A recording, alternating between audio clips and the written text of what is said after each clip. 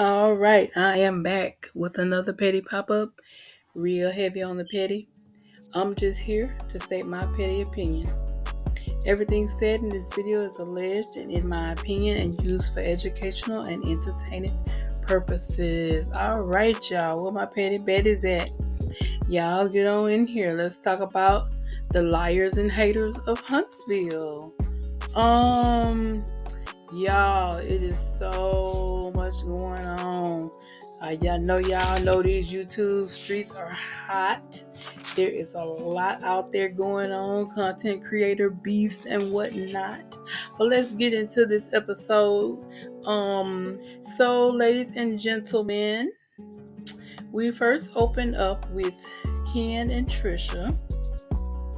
Ken is still pressing Trisha about getting her divorce. He kept saying in his head, he was saying, she don't want to get that divorce. She don't want to get that divorce. And, we all have felt the same way. Like, why is she dragging her feet? Why is she dragging her feet? So in her confessional, she was saying that she was going to expedite the process and, get it started or whatever. But, that all remains to be seen. I just don't see a fire under Trish for wanting to hurry and be married to Ken. He seems like a nice man. He seems like he's really family oriented, and he says his mind is made up. He loves Trisha and he want to be with her. He want to marry her. He been looking at rings, but I don't know no man that's gonna propose to you while you married to a whole nother man. So anyway, y'all, put a pin in that. We're gonna talk about that a little later. At the end. You at the end, that's when we really talk, okay? So the next thing we get is Nell and Chris. Nell was complaining about her closet like a lot of us ladies do. She was saying that, she had shoes in the wrong boxes and couldn't find stuff and whatnot. And Chris said he was gonna get some people over to the house and get some measurements, and he said he's gonna take one of the bedrooms and make it a whole closet, or some kind of way he gonna get her a closet. He said he had sense enough not to tell her to get rid of anything. He said he gonna get it done. He gonna get her the closet. She just smiled. Like her little pick me self. But Chris was like, yeah, we're gonna get your closet straight, and then she was happy. So they get this talking about the birthday party, and she was saying that she was just worried that, she didn't want anybody to ruin her party, and that, Stormy and Tish had words, and he was trying to be supportive and saying, well, maybe they can work it out. You don't want nobody to ruin your party, but, maybe they can iron it out at the party or whatever. So then they get to talking about the kids, and she was saying something about somebody got lands blocked, and Chris was saying that he had tried to contact Lexi, that he saw the interview that Lexi had done, and that he thinks that Lexi was speaking out of a place of hurt. And Neil was saying that she wanted to make it right with Lexi, but that you can't make it right with somebody who don't want to make it right with you. I believe that's absolutely true. I've already said that I don't know if Lexi's, I think she's kind of speaking out of a place of hurt, and she's also speaking out of turn. I saw some content creators going in on the other daughter. I think her name is Kayla, and I think she's the youngest daughter. And, she wasn't even alive when this here stuff was going on, I don't believe. Because I think she's the baby of the family. And, she was not alive. She was not there. She don't know what was going on. She wasn't there. But you know how you feel when somebody attack your mom or say something against your mom. You're going to have something to say. I don't care who he is. You're going to defend your mom, right? So, I understand her wanting to defend her mom. But sometimes, kids need to stay in their place. And because mom is perfectly capable of handling her own business. And the same way with Lexi, in the same way that Kayla wasn't even born yet, Lexi was really a baby. She was like 1, 1 year old when all this was going on. So there's no way that Lexi could be present and aware of exactly what was going on between the adults. Seeing as how she had a new stepfather like 2 years later. So my question is, who is pulling Lexi's strings? Where is Lexi getting her information from? Why is she so pressed and targeting against Nell and the relationship, as if the relationship with Nell has taken her father away from her?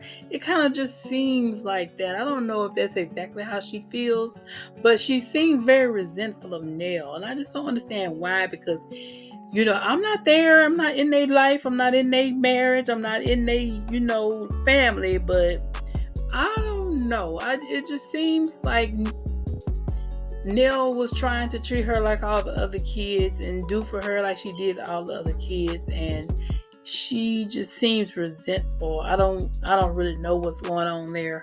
That's something that they gonna all have to work out, y'all. But one thing I will say is that I didn't know Nell legs was that white. Do y'all see them yams? Baby, them yams is white. Okay.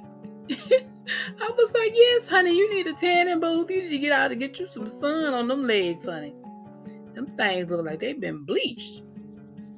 Okay, y'all. So anyway, the next thing we get to is the Scotts. Ooh, I could have done without this one, y'all. So anyway, basically, Kimmy was saying that Marceau do not get things done, and that he kind of works long and slow, and she needs a timeline of where we are, if we're behind, if we're ahead, what's going on. And she doesn't really get that when working with family. And so she actually wants them to compete with everybody else to get the job, because she has a timeline and she actually wants to get this done. Maurice keeps chiming in saying that he wants his brother to do it. He doesn't think his brother will do anything dishonest, but Kimmy, with her practical side, has kicked in, and of course Maurice is gonna make her the bad guy because this is his brother. So she's saying, well, she's working with somebody, she's trying to stay on task and stay on a timeline, and she really wants to get this done in a timely fashion. So if Marceau is willing to compete for the job, if they win, then they win the bid. But Marceau is saying as well, just send them, what they need to do, because he thinks Schultz is going to be on top. Okay, we're going to see. And so he was just like, and Tisha kept chiming in. I don't know why she kept chiming in, because she's not going to do no work. But Marceau seems to think that he was willing to do the bidding process, and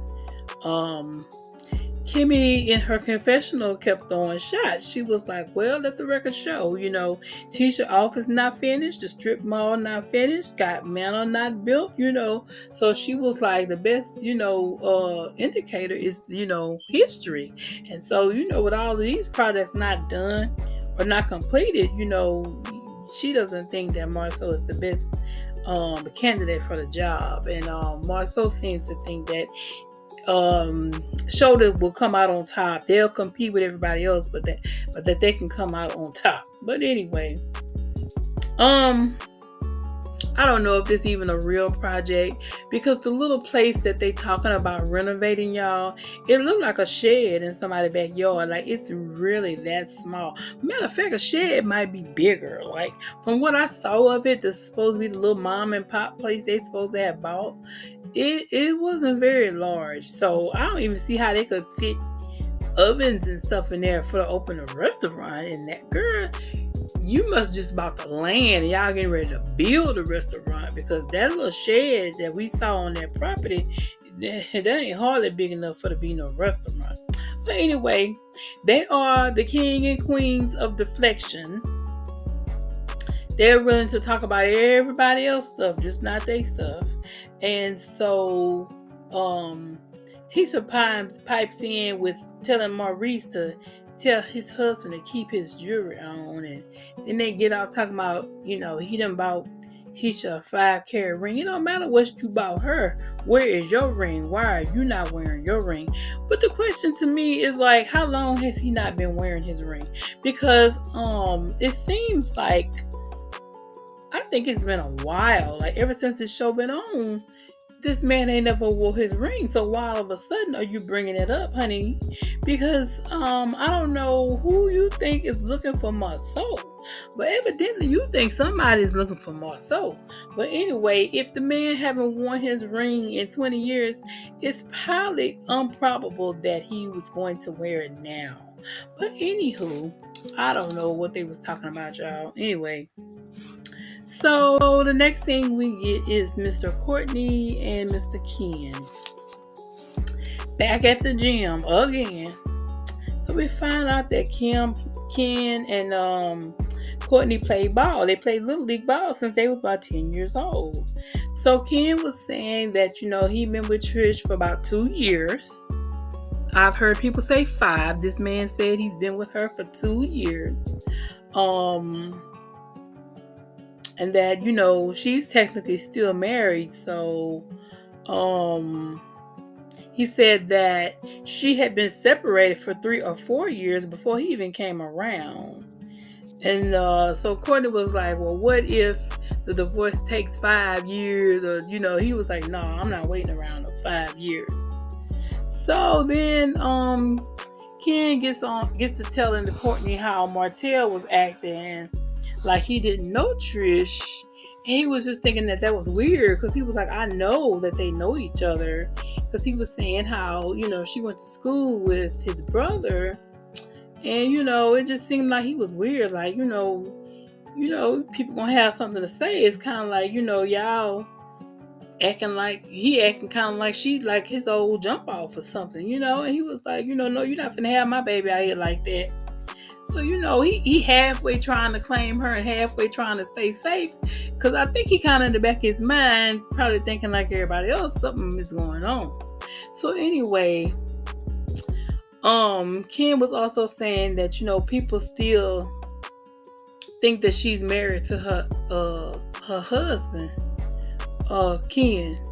She is still married to her husband. It ain't no people thinking that. He was saying, though, that when they see her with him, they look at her like she cheating on her husband or whatever. And I understand that because, especially when you got somebody that wants to be married. He seems like he wants to be married. But anyway, he was saying that he was going to let her handle that, like that he knows when to step up and take the lead. Well, I guess he's asking her to speak to Martell about why would he act like he didn't know her or whatever. But eventually he's going to have to say something. Shoot, I know my man wouldn't let me handle nothing, baby. He would have definitely taken care of that. Like, what's up? Like, what you trying to say? Like, why would you try to imply something like that? You got something you trying to imply? What is it? Anyway, y'all, did y'all see Courtney ears in this? Courtney got some big ass ears. I said, look at Lurch. Lurch got some big ass ears, y'all. That's most of what I took out of this episode, out of that scene. So anyway, y'all. So then we move on to everybody's on their way to Nell's party. So we have Courtney and Stormy and Ken and Trisha in one sprinter.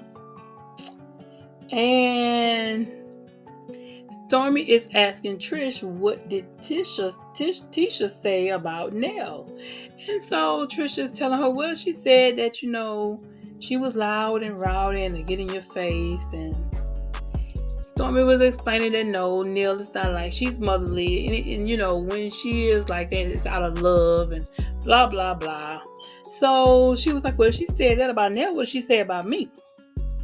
She said, well, you act like this sometime, and then the next time you act like something else and all that. Well, anyway, who cares what Tisha think? My question is, y'all, do y'all see this outfit that Stormy got on? Stormy breast is literally jumping out this shirt. I just want to know, what kind of man is Courtney? Ladies, do y'all men let y'all walk around like that? Like if y'all going out, do y'all get to wear like next to naked stuff like that? Cause my man don't let me wear stuff like that. First of all, I don't want to wear stuff like that. But even if I did, that's for the bedroom, honey. I would not be allowed to go traipsing out around in public with my breasts hanging out without somebody saying something to me. Definitely without having an argument. Because, honey, he'd be like, wait, he has to approve. He has to approve, like, he don't want nobody else looking at his woman but him. So I don't know. Maybe it's a young person thing. I don't know how old Stormy is, but she kind of looks like a streetwalker to me. She very much looks like a streetwalker. So I just want y'all opinion on that. Cause girl, even my son be like, Mama, you going with them tight jeans on? I was going out with my girlfriends one night and I was like, are you kidding me? He was like, yeah. Where you going? Like, them jeans too tight. I was like, are you kidding me? So I don't know, y'all. Do y'all men folk in y'all family, y'all allow y'all to walk around looking like that without any conflict or any, arguments or something? Because it just seems like she is screaming for attention. I just don't understand married women. Your husband, you just supposed to be the one, your person. He's supposed to be sitting next to you. And for me, it's kind of like a sign of disrespect. Any woman that's married, that has a husband, and that does things that screams out for attention from other people, that's a little bit disrespectful. You know what I'm saying? So anyway, y'all, that's just what I was thinking. I don't know. Maybe I'm a little old-fashioned in some ways. But anyway. So in the other Sprinter van, we have the Scotts, right?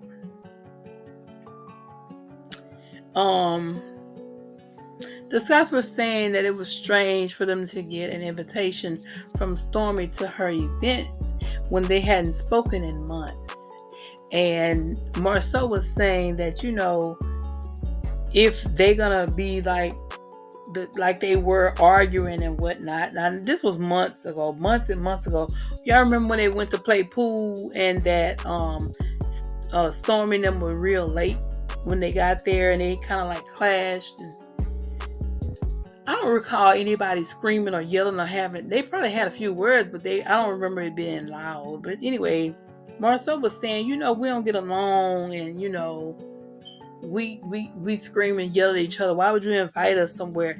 I don't think it had nothing to do with that. I think it had to do with the fact that he has chastised Tisha for not confronting Stormy or not defending him when Stormy was calling him a bitch. That's what I think it's about. Because she probably could deal with it better than he can, because anything he says, he probably going to be looked at as wrong, because, most people wouldn't want, a man addressing a woman, but Marceau does act like a bitch. Now, whether she should have kept calling him that, I don't know, but he definitely does act like a bitch. But anyway, all right, y'all. So where we at? Okay, so we get to Nell's party.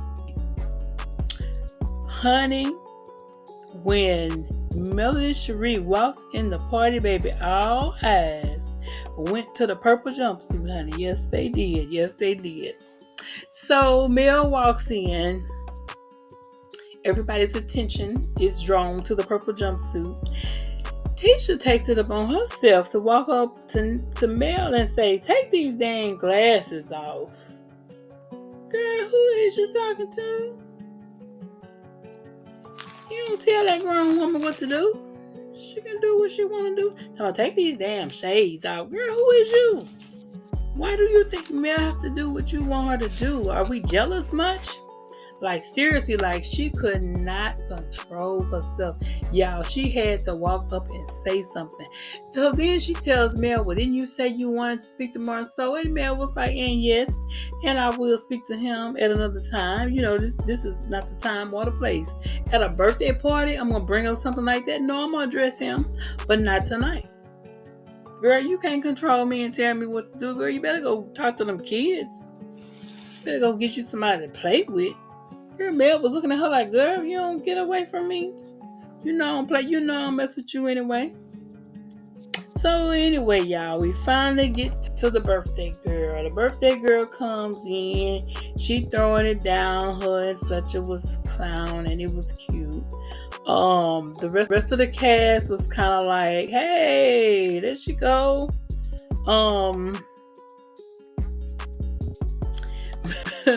Neil kids was like, yeah, mama, you need to sit down. The kids don't never want to see your party, do they? So then we get to all the ladies say their hellos and they all sit down. First teacher was like, well, how the hell is Nell this late to her own party? Mel said, because it's her party. So Nell comes in and teacher was telling her she looked good, talking about you look 30. And you should be proud of it. And Nell was like, we gotta talk about age. And she was like, you should be proud of it. What's the deal? What's the big deal? And baby, teacher was throwing back them drinks. Mel in her confessional said, yeah, she throwing back them drinks looking like Wanda Jr. And she was acting like Wanda Jr. She just looked out of place to me, y'all. She just looked like she didn't belong. Like the other ladies was kind of polished. You could tell that they had gotten their hair done. They took care, most of them, with their outfits and whatnot. Tisha just looked like, I don't know. She just looked like, I don't know where she was going. But anyway. So,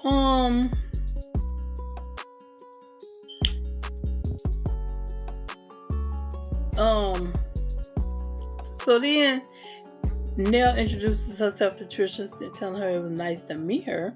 So all of a sudden, Trisha says, now she's supposed to be related to Fletcher. Because she was saying every time she said hello to him, he was like, who is this lady? And I'm just like, well, wasn't she supposed to be kin to Nell? Ain't that what she said, y'all? Was that the producers trying to overproduce something? Or was that Trisha trying to connect herself with the cast? I don't know. So Tisha was saying, Trish is a trainer, and Nell said, I can look and I can tell she's a trainer. So Tisha was like, I'm trying to look like her. And Nell said, well, you better get busy then. You better get busy then, because we swore. Was that shade, y'all? Sound like that was a little shade to me. So anyway, Maurice asked if they wanted a bottle. Tisha yelled out, yes, we do. Courtney said, do y'all want some shots? And no, Tisha was like, no, we want a bottle. Girl, last time you needed some more drinks, baby, because she was throwing them drinks back like she had something on her mind, honey. Like she had something coming Monday morning that she did not want to deal with. So anyway, the bottle girls come out. They had bottle girls, and the bottle girls come and bring when you order a bottle, and they did the little bubbles and stuff, and they was all, like, yeah.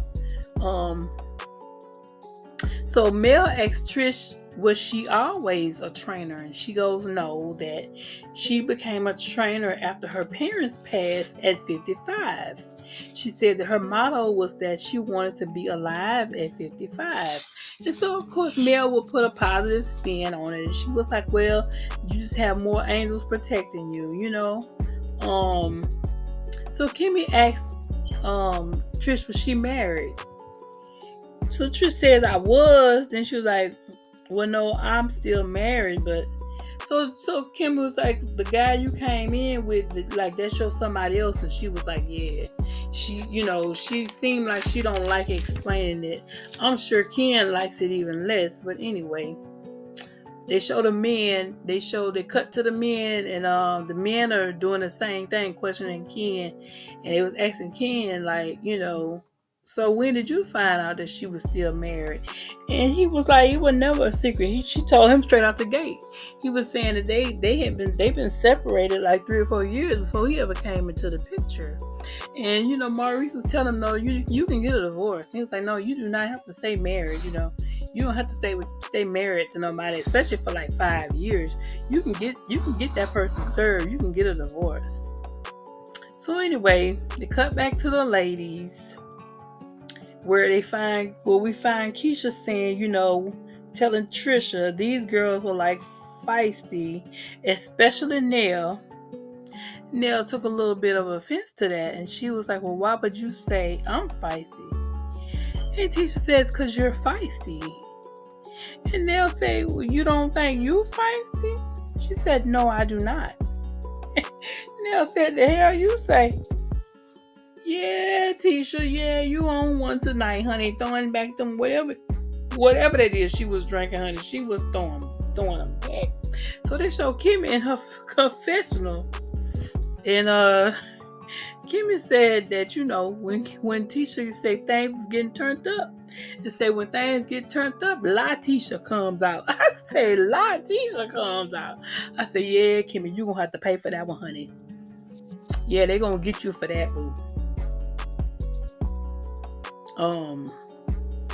So then Tisha was like, well, I'm about to call y'all Nell and Mel, because y'all names too similar. And Nell was like, no, she's still Mel and I'm still Nell. And Tisha was just being hella disrespectful for no reason. The woman that I already told you what to call her, and you want to call her something else. So Tisha was like, Nell was like, you doing the fucking most. And Tisha was like, I can. And Nell was like, I can too. I was like, she was like, bring it. Like, bring it? Like, what? Like, girl, you inviting this woman to what? At a birthday party? So Nell was confused. She was like, what did I do for you to be doing all that? And Tish was like, well, we'll talk about it later. So Stormy took that as her clue to jump in and say, like, that was weird. Like, why would you do all that? So Tisha said, that's not weird. She was like, weird is inviting somebody to your Galentine's event and that you haven't talked to in months. Now that's weird. She's like, we haven't had a conversation since the reunion. And Mel was like, look, don't include me in that. She was like, I ain't got nothing to do with that. My name Bennett, I'm not in it.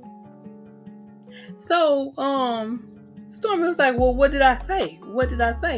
So Tisha was like, the things that was said at the reunion was not friendly things. And Stormy was like, you told me to go pop some pills. What did you mean by that? Run that back. So Tisha was like, you tell me. Clearly this is the liquor talking. What do you mean by that? Run that back. So then Tisha goes, you heard what I said. Like, I'm not explaining. You heard what I said. My question is, why did Stormy wait till 6 months later before she asked her what she meant? You should have asked her right then. If you notice that at the reunion, when Tisha was saying all those things, Stormy didn't say nothing. She just locked up. Like, I don't know if she was scared or she was afraid of what else she was going to say, but she kind of locked up. She didn't let it, she didn't say nothing. She didn't question. She didn't challenge anything that she said. It was kind of weird. But anyway, why she bringing all that up now is the question. So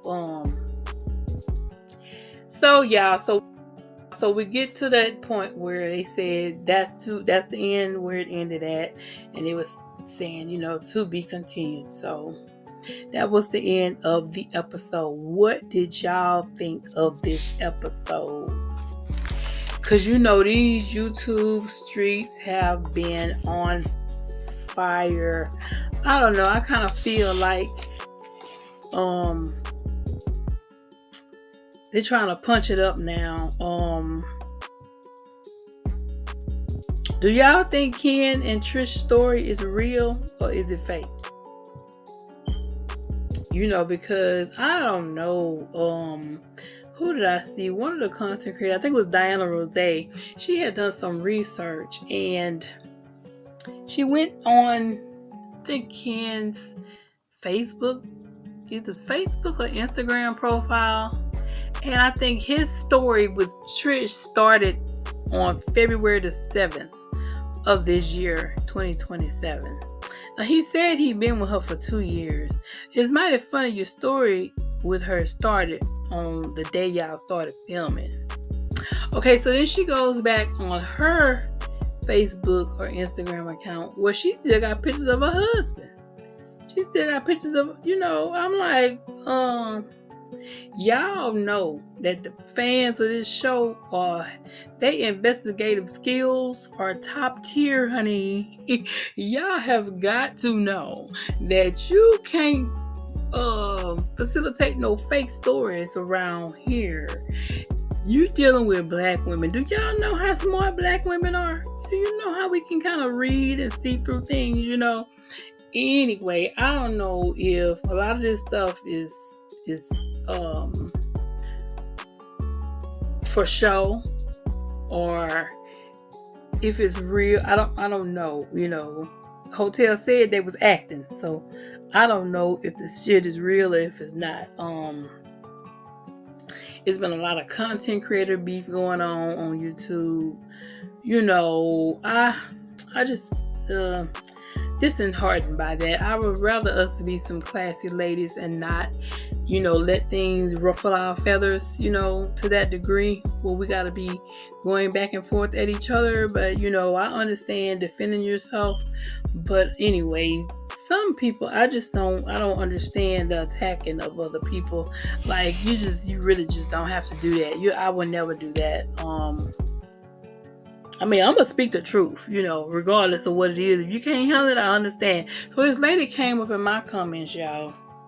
And she had the audacity to say, come on, don't clown the cast.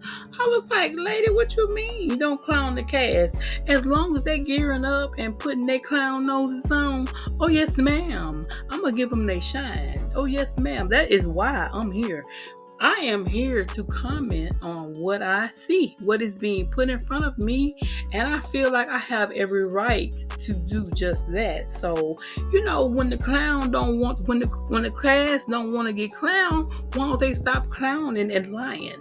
So anyway, if you don't like, what I'm saying over here, or you don't like my style, or all you got to do is move around. Honey, there is so much variety on YouTube. I'm sure you could land somewhere that's more to your liking, but you don't need to come up and tell somebody what they should or shouldn't do or should or shouldn't say. No, honey, that's not how that goes. That's not how you deal with adults. My thoughts would be that I was trying to instigate conversation. So maybe people who disagree or who have a different point of view from myself, maybe we can get in the comments. We can have some dialogue, go back and forth. Maybe you can learn something from me. Maybe I can learn something from you. That's what's my intention. But if you think that I'm going to not mention or not, because I do believe that I am fair. I might be a little hard on some of them, but I have not said anything where I just came out of bag and just created something out of thin air. I do not do that. I know a lot of content creators are pressed to keep content going. I'm not even monetized, honey, so I ain't pressed about nothing over here. I'm not pressed to be first. I'm not trying to generate no content. I'm not on here telling no lies on nobody and then have to come back and apologize because I'd have made up some stuff to have something to talk about. I do not do that, okay? So no, I'm not that person. I am just simply speaking on what I see, which is what has been put in front of me, and I do believe I have every right to do that. So anyway, y'all, the ratings took another hit. They took another hit. I think they was down another 10 or 20,000, y'all. So anyway, what do y'all think? How far down do y'all think they're gonna go? Do y'all think they're gonna go under 200,000? I think they're gonna get up under 200,000 eventually, okay? But I just have never seen a producer attack his own fan base of the show and still think that the show gonna stay on the air. That's crazy as hell. That's just crazy. I just have never seen that. And these people on this show, they lie so much. They just will not be truthful. They deflect and try to talk about everybody else. Because did y'all hear Kimmy when there was that Leo party? The first thing she gonna ask the kids was, "Where's Lexi? Is Lexi coming?" Girl, shut up. You know good and well Lexi wasn't coming to that party. And why is you so worried about Lexi and if she coming to the party? Because you want to talk about anything else but you and Maurice's business.